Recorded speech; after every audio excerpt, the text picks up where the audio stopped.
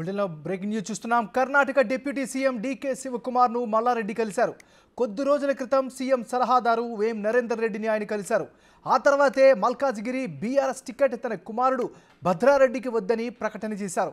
ఇప్పుడు డీకే శివకుమార్ను కలవడంపై సర్వత్రా చర్చ జరుగుతోంది.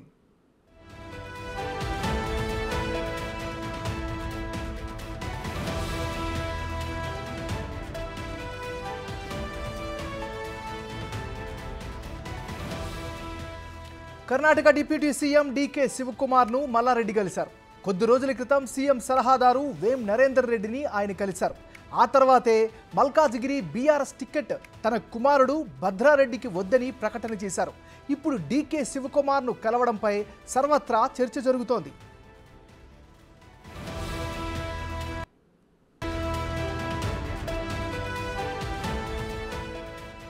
ఈ భేటీకి సంబంధించి మరింత సమాచారాన్ని మా రిపోర్టర్ సైదులు అందిస్తారు. సైదులు, చెప్పండి, ఈ భేటీని ఎలా అర్థం చేసుకోవాలి? మీ దగ్గర ఉన్న అప్డేట్స్ ఏంటి? ఎంఎన్ఆర్ బీఆర్ఎస్ పార్టీకి వరుస షాకులు తగులుతున్నాయని చెప్పవచ్చు.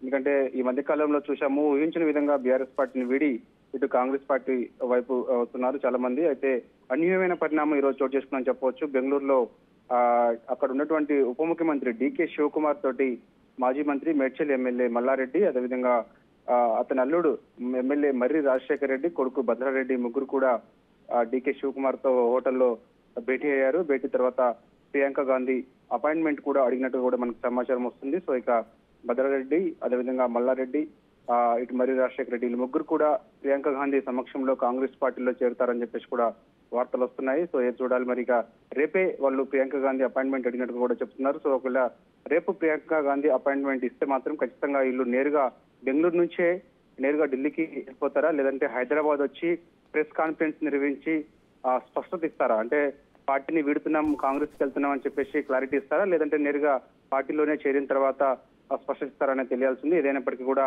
రాష్ట్ర రాజకీయాల్లో అన్యూహ్యమైన పరిణామాలు అయితే చోటు చేసుకుంటున్నాయి ప్రస్తుతంలో. ఇంకా ఎన్నికల నోటిఫికేషన్ రాకముందే చాలా మంది బీఆర్ఎస్ పార్టీని వీడి ఇప్పుడే కాంగ్రెస్ వైపు వస్తున్నారు, మరి కొంతమంది బీజేపీ వైపు వెళ్ళిపోతున్నారు. ఏదేమైనప్పటికీ లోక్సభ ఎన్నికలను మరోవైపు అభ్యర్థుల ఎంపికేషన్ పనిలోనే ఉన్నటువంటి కేసీఆర్ కు మాత్రం ఇలాంటి వరుస షాకులు అయితే తగ్గుతున్నాయని చెప్పవచ్చు. ఇక మల్లారెడ్డి, అదేవిధంగా ఎమ్మెల్యే మర్రి రాజశేఖర రెడ్డి గాక కాంగ్రెస్ గుట్టుకొస్తే మాత్రం ఇక చాలా మంది బీఆర్ఎస్ పార్టీ సిట్టింగ్ ఎమ్మెల్యేలందరూ కూడా, అంటే ఇప్పటికే చూసాం కొన్ని వార్తలు వస్తున్నాయి, అంటే 15 మంది బీఆర్ఎస్ పార్టీ ఎమ్మెల్యేలందరూ కూడా పార్టీని వీడే అవకాశాలు ఉన్నాయని చెప్పేసి కూడా జోరుగా చర్చ జరుగుతున్న నేపథ్యంలో ప్రస్తుతం ఇద్దరు ఎమ్మెల్యేలు డీకే శివకుమార్ తోటి బెంగళూరులో భేటీ అయిన తర్వాత ఇక ప్రియాంక గాంధీ అపాయింట్మెంట్ అడిగి ఇక రేపో మాపు కాంగ్రెస్ లో చేరతారని చెప్పేసి కూడా వార్తలు వస్తున్నాయి. సో చూడాలి, వాళ్ళని సంప్రదిస్తుంటే ఫోన్లు ఎవరు అందుబాటులోకి రావడం లేదు. సో మరి మనకి సాయంత్రం ఒక క్లారిటీ వచ్చే అవకాశం అయితే కనిపిస్తుంది. ఎంఎన్ఆర్.